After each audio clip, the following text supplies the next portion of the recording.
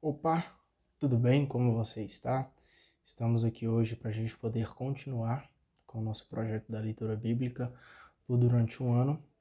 Hoje nós vamos iniciar um novo livro aqui da Bíblia. Nós vamos iniciar aqui o livro de Juízes. E esse livro aqui, para mim, confesso aí que é totalmente novidade. Nunca li ele, já devo ter lido alguns versículos, né? Mas cara, eu não sei de fato qual é a história assim que Juízes tem aí para nos mostrar. Pelo que eu entendi aqui brevemente, né, pelo que eu já dei uma breve lida aqui nos primeiros capítulos, a gente percebe, né, que depois ali da morte de Josué, uma nova geração dos israelitas, né, começa a nascer. A gente percebe que aquela antiga geração que chegou até a conquista da Terra Prometida, eles já são antepassados, né? Então eles já faleceram também.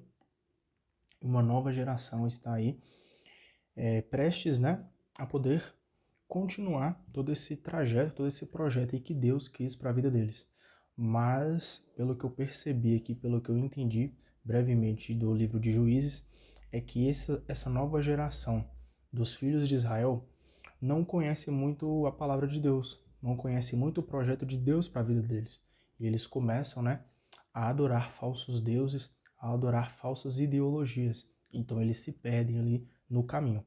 Mas, melhor do que a gente supor aqui, vamos de fato ler, vamos pegar a nossa Bíblia. Hoje nós vamos ler aqui do capítulo 1 de Juízes até o capítulo 3, beleza?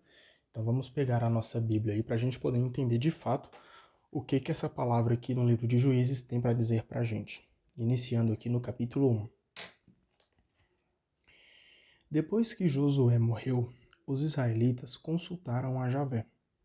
Quem de nós irá na frente para combater os cananeus? Então aqui a gente já percebe, né, que depois ali da morte de Josué, eles precisam, né, eles procuram ali uma nova pessoa, né, um novo líder ali que vai ser comandado por Deus na terra.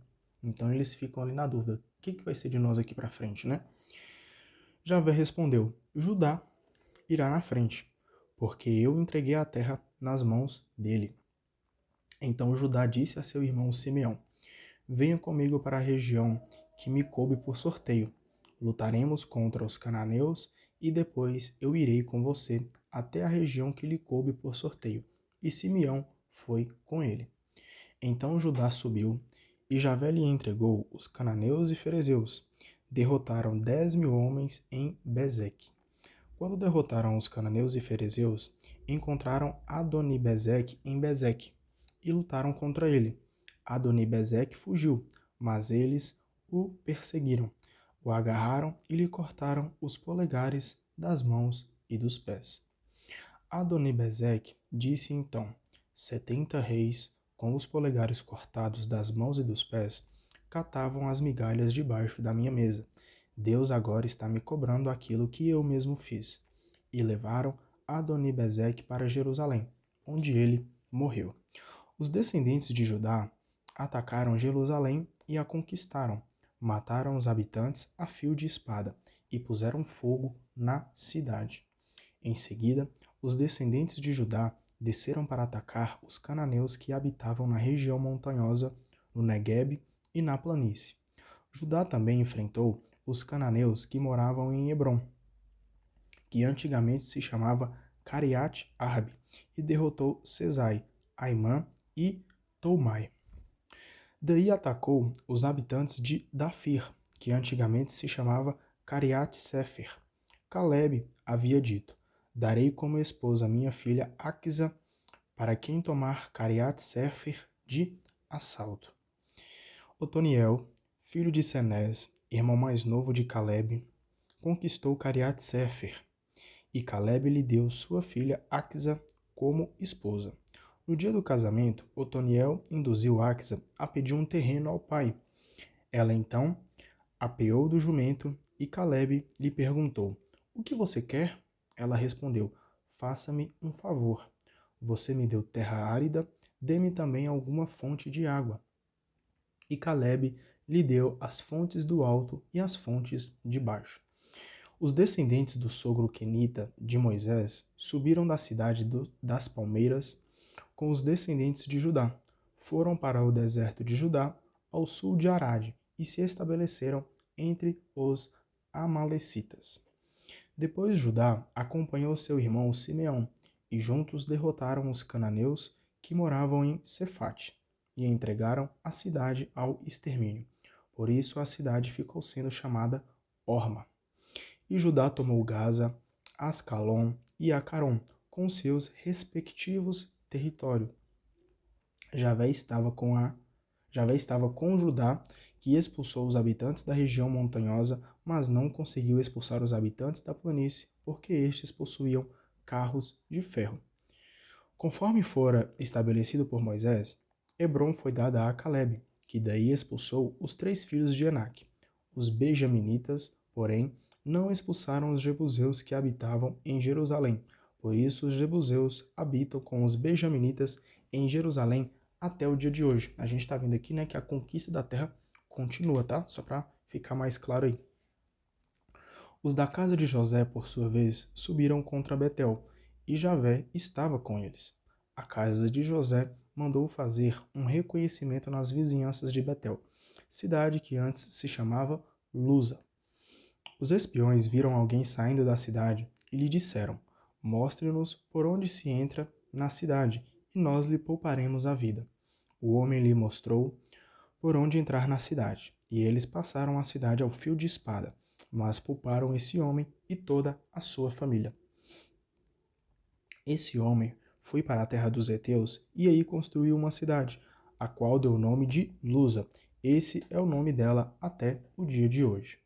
Manassés não conseguiu expulsar os habitantes de Betsã, de Tanak, de Dor, de Geblaã, de Meguido e dos seus respectivos arredores. E assim, os cananeus continuaram morando nessas regiões. Quando Israel se tornou mais forte, obrigou os cananeus a fazer trabalhos forçados, mas não conseguiram expulsá-lo. Efraim também não conseguiu expulsar os cananeus que moravam em Gazer, e os cananeus continuaram morando em Gazer no meio de Efraim. Zabulon não conseguiu expulsar os habitantes de Setron, nem os de Naalol. Por isso os cananeus continuaram no meio deles, embora submetidos a trabalhos forçados. Azer não conseguiu expulsar os habitantes de Aco, nem os de Sidônia, de Malebe, de Aquisibe, de Elba, de Afec e de Roobe. Os azeritas, portanto, ficaram morando no meio dos cananeus da região, porque não conseguiram expulsá-los. Neftali não conseguiu expulsar os habitantes de Bet-Sames, nem os de Bet-Anat. Ficou morando no meio dos cananeus da região, mas os habitantes de Bet-Sames e Bet-Anat os serviam com trabalhos forçados. Quanto aos danitas, os amorreus os encurralaram na região montanhosa, não lhes permitindo descer para o vale. Desse modo, os amorreus continuaram morando em Ar-Ares, Aialon e Salebim, mas quando a casa de José se fortaleceu, os amorreus foram submetidos a trabalhos forçados. O território dos edomitas se estendia desde a subida dos escorpiões e de Pedra para a frente. Então a gente vê aqui, né, que a conquista ali da terra ainda demanda muito esforço, né? Pois a conquista da terra aqui dos filhos de Israel ainda tem ali muitas outras pessoas que já habitavam naquela terra. Então eles precisam, né, viver entre si, até mesmo porque não conseguiram expulsá-los. Então a gente vai vendo aqui, né, que vai formando ali, que eles vão conquistando de pouco em pouco, né, também enfrentando os desafios de cada um aí, a terra prometida que Deus destinou para eles. Agora vamos adentrar aqui no capítulo 2. O anjo de Javé subiu de Gilgal para Betel e disse: Eu tirei vocês do Egito e os trouxe à terra que prometi a seus antepassados. Eu também tinha dito: Jamais romperei minha aliança com vocês, contanto que não façam aliança com os habitantes desta terra e destruam os altares deles. Mas vocês não me obedeceram. Por que fizeram assim? Por isso, também eu lhes digo, não expulsarei os cananeus diante de vocês. Eles continuarão ao lado de vocês e os deuses deles serão armadilha para vocês. Logo que o anjo de Javé disse tais palavras a todos os israelitas, o povo começou a chorar aos gritos, pois por isso deram ao lugar o nome de Boquim, e aí ofereceram sacrifícios a Javé. Eu anotei aqui uma breve explicação da Bíblia, uma notinha aqui, que eu achei bem interessante sobre essa passagem que fala o seguinte: o projeto de criar uma nova sociedade é um processo histórico e não se realiza de uma hora para outra. O grande risco é a coexistência com grupos que sustentam um projeto social injusto, que no caso os cananeus, né? O que constitui contínua armadilha e tentação de voltar para trás. Então a gente vê ali que os filhos de Israel, essa nova geração dos filhos de Israel, eles passaram, né, por uma transformação histórica. E não foi do dia para a noite, não aconteceu de uma hora para outra. Eles tiveram que passar por diversas experiências, diversas tentações até chegar nesse dia aqui. Só que, pelas tentações aí, eles costumam olhar para trás, querendo voltar para trás, querendo abandonar o projeto de Deus para a vida deles. Vamos continuar aqui agora no capítulo 2, no versículo 6. Josué despediu o povo e cada um dos israelitas foi tomar posse da propriedade que havia recebido como herança. O povo serviu a Javé durante todo o tempo que Josué viveu e também durante toda a vida dos anciãos que continuaram vivos depois de Josué e que tinham visto todas as grandes obras que Javé tinha feito em favor de Israel. Josué, filho de Num, servo de Javé, morreu com 110 anos. Foi enterrado no território que lhe tocava como propriedade em Tamnat-Ares, na região montanhosa de Efraim, ao norte do Monte Gaás. E toda essa geração foi também reunir-se com seus antepassados. Então aqui vem aquela parte que eu comentei, que a geração que viu ali todas as obras que Javé tinha feito em nome deles, eles morreram, né? Eles chegaram ao fim da vida deles e uma nova geração está para chegar. E essa geração virou muitas vezes as costas para Deus, que a gente vai falar aqui sobre isso agora. Olha para você ver. Veio depois outra geração que não conheceu Javé, nem as grandes obras que ele tinha feito em favor de Israel. Então, os israelitas fizeram o que Javé reprova, prestaram culto aos ídolos, abandonando Javé, Deus de seus antepassados, que os tinha tirado do Egito.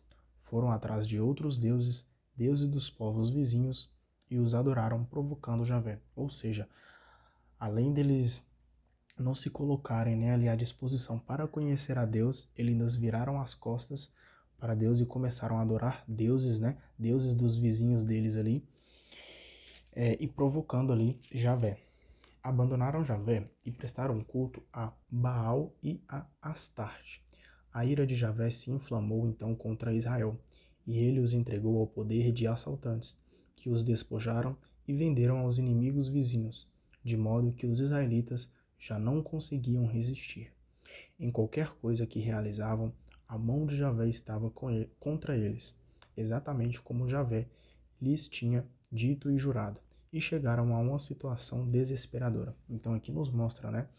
Tem muita da passagem de Josué que fala que aqueles que servirem o caminho de Deus, né? Eles vão colher bênçãos, vão colher ali alegrias, vão colher diversas coisas boas, né? Mas quando a gente vira as costas para Deus, nós vamos colher maldições. E é justamente o que acontece aqui com essa nova geração dos filhos de Israel. Eles chegaram até uma situação desesperadora, como diz aqui a palavra pra gente. Então, mostra aí o livre-arbítrio, né? Você vai seguir o caminho de Deus ou você vai colher as bênçãos. Você vai seguir o caminho do mal, você vai colher as maldições. Então Javé fez surgir juízes que os libertavam dos assaltantes. No entanto, eles não davam ouvidos nem mesmo aos juízes. Pelo contrário, prostituíam-se com outros deuses e prostravam-se diante deles. Bem depressa se afastaram do caminho seguido pelos antepassados, que haviam obedecido aos mandamentos de Javé. Eles, porém, não agiram da mesma forma. Quando Javé lhes fazia surgir juízes, Javé estava com o juiz e os libertava dos inimigos durante toda a vida do juiz, porque Javé se compadecia dos gemidos deles diante da garantia dos opressores. No entanto, logo que o juiz morria, eles tornavam a corromper-se ainda mais que seus antepassados, seguindo outros deuses, a quais prestavam culto e diante deles se prostravam. Não desistiam de suas práticas, nem de sua conduta obstinada. Ou seja, Deus vendo ali que eles estavam se perdendo, né, no caminho, Deus ordenou para que juízes pudessem aparecer ali diante do povo para que tirasse, né, libertasse ele dessas maldições. Porém, o povo ali, em um determinado momento, até entendia aquilo que o juiz pedia para eles, mas logo depois viravam as costas e voltavam de novo para o pecado.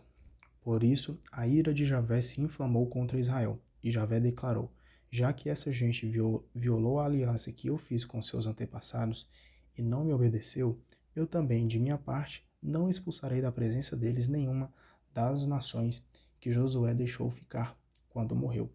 Com essas nações eu vou provar Israel, para ver se segue ou não o caminho de Javé, para ver se caminha por ele como seus antepassados. Por isso Javé deixou ficar essas nações, não as expulsou e não as entregou a Josué. Então nos mostra aqui, né, que a gente deve ter uma memória ativa, pois Deus abençoou os filhos de Israel, levou eles até a terra prometida e a nova geração virou as costas contra Deus. Isso nos mostra muita coisa, né, nos dias atuais. Deus por muitas vezes já nos provou aí a sua misericórdia, o seu amor, inclusive entregou o seu filho para que todo aquele que nele crer, né, não pereça, mas que tenha a vida eterna. Mas mesmo assim a gente percebe, né, eu como jovem aí, percebo que a nova geração por muitas vezes prefere seguir o caminho errado, prefere seguir os caminhos mundanos aí e virar as costas para Deus. E é onde a gente colhe, né, as maldições.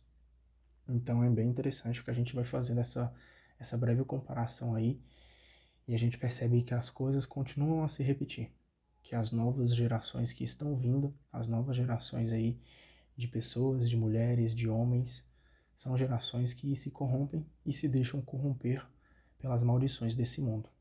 Vamos entrar aqui agora no capítulo 3. São estas as nações que Javé deixou ficar, para com elas provar os israelitas, que não tinham conhecido as guerras de Canaã.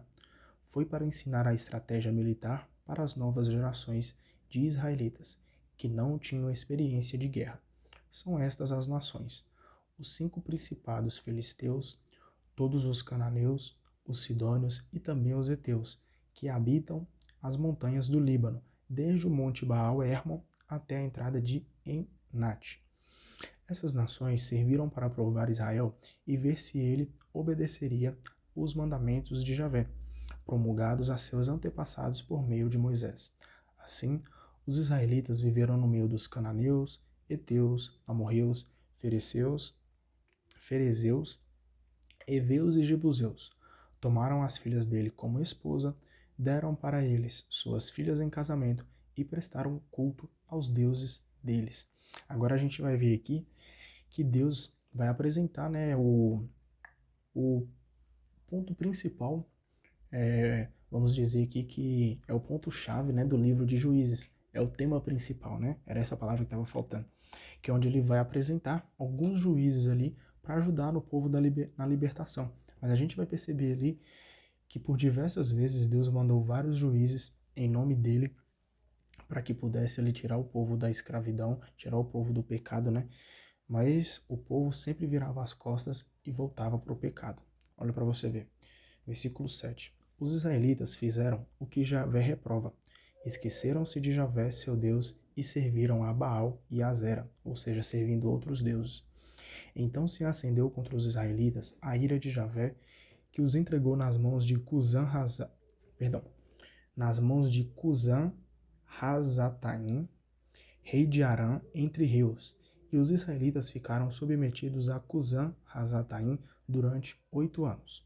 Os israelitas clamaram a Javé, e Javé fez surgir para eles um Salvador, que os libertou. Foi Otoniel, filho de Cenez, irmão caçula de Caleb. O espírito de Javé esteve sobre Otoniel, que foi juiz em Israel. Ele saiu para a guerra e Javé entregou em seu poder Cusã-Rasataim. A região ficou em paz durante 40 anos. Depois, Otoniel, filho de Cenez, morreu. Os israelitas tornaram a fazer o que Javé reprova, ou seja, aquilo que eu comentei. Deus entregava juízes para ele, mostrava o caminho deles, o caminho correto para eles, mas depois que o juiz morria, eles voltavam no caminho do pecado de novo. Então Javé fortaleceu Eglon, rei de Moabe, contra os israelitas, porque faziam o que Javé reprova. Eglon se aliou com os amonitas e amalecitas e marchou contra Israel. O derrotou e lhe tomou a cidade das palmeiras. Os israelitas tiveram que servir Eglon, rei de Moabe, durante 18 anos. Então eles clamaram a Javé, e este fez surgir para eles um salvador, Aode, filho de Gera, benjaminita, homem canhoto. Através dele, os israelitas mandaram um tributo para Eglon, rei de Moabe. Aode mandou fazer um punhal de 2 gumes, com um palmo de comprimento, e o escondeu do lado direito, debaixo das roupas. Depois foi apresentar o tributo a Eglon, rei de Moabe, que era um homem muito gordo. Depois de entregar o tributo, Aode partiu com os carregadores.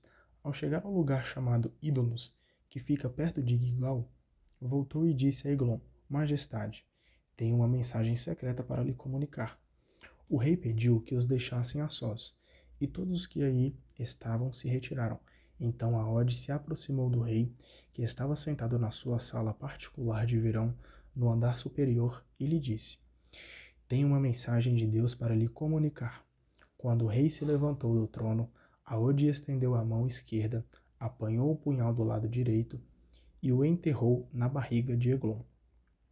Até o cabo entrou com a lâmina e a gordura se fechou por cima dela, porque Aode não retirou o punhal da barriga. Aode fugiu pela porta dos fundos, depois de trancar as portas da sala de cima. Logo que Aode saiu, chegaram os servos e, vendo que as portas da sala de cima estavam trancadas, pensaram: certamente ele está fazendo suas necessidades na sala de verão. Esperaram bastante tempo, até que ficaram inquietos, pois o rei não abriu as portas da sala de cima. Então pegaram a chave, abriram e viram que seu senhor caído no chão e morto. Enquanto eles estavam esperando, Aode conseguiu escapar e, passando por Ídolos, refugiou-se em Seira. Logo que chegou, tocou a trombeta na região montanhosa de Efraim, e os israelitas desceram da região montanhosa com Aode à frente. Aode disse então para eles: Siga-me, porque Javé entregou para vocês os inimigos moabitas. Eles seguiram Aode, se apoderaram dos vales do Jordão para impedir a travessia dos moabitas e não deixaram passar ninguém. Nessa ocasião, derrotaram cerca de 10.000 moabitas, todos guerreiros, e ninguém escapou. Nesse dia, Moabe foi dominado por Israel e a região ficou em paz durante 80 anos. Depois de Aode veio Sangar, filho de Anate. Ele, com uma vara de tocar bois, derrotou 600 filisteus. Também ele salvou Israel. Então aqui a gente finaliza com a leitura do dia de hoje. Vemos aqui que a nova geração dos filhos de Israel estão adorando falsos deuses, né? Estão virando as costas para Deus. E como vai finalizar essa história? Nós vamos descobrir aqui no livro de Juízes. Então amanhã nós estamos de volta. Vamos sempre, né, colocar a leitura em dia. E amanhã é um dia de colocar a leitura em dia também, beleza? Espero você aqui amanhã. Que Deus abençoe muito a sua vida, tá? Um beijo e um abraço no seu coração.